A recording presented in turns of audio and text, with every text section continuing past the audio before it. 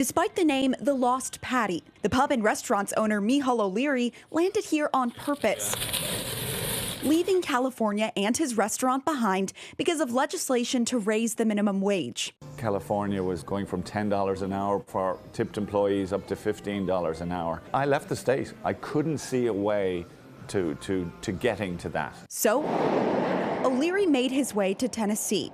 Here, he pays his tipped workers $5 an hour. While he says that may seem low, he only has to pay $2.13 under state law, as long as his employees' salaries reach the federal minimum wage of $7.25 an hour with their tips.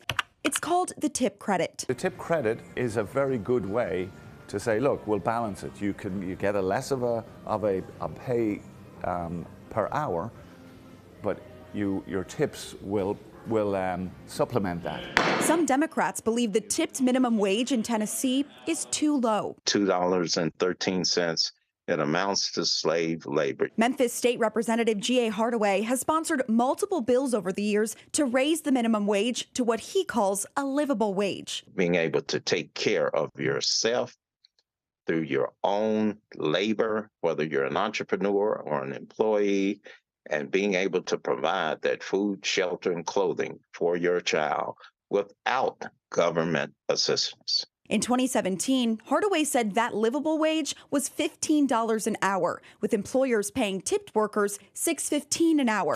His bill never made it out of committee, shot down by the Republican supermajority, worried how it would impact business owners' bottom lines. The harsh reality is small businesses who cannot afford to pay fair labor are not supposed to be in business in the first place. At the Lost Patty, O'Leary is fine with raising the minimum wage, but worries about the consequences of doing it too quickly. This is me pleading to whoever's coming up with the legislation, don't tear us down. It's already happening in California. Small mom and pops are going, and big businesses coming in. With a Republican supermajority in the state, minimum wage likely won't be raised anytime soon. Something both parties can agree on comes at the federal level: no taxes on tips, a push that first came from former President Donald Trump's campaign before Vice President Kamala Harris promised to adopt a similar policy if elected. If you're making $1,000 a week, you're probably paying $160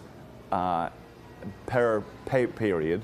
That's $320 a month. That would be hugely beneficial to anyone to go towards health insurance. And you make it a caveat. We'll give you the benefit of no federal taxes if you can show us that you have health insurance. A proposal that touches on health and wealth. O'Leary believes it's a win-win. In Nashville, Tori Gessner, News 2.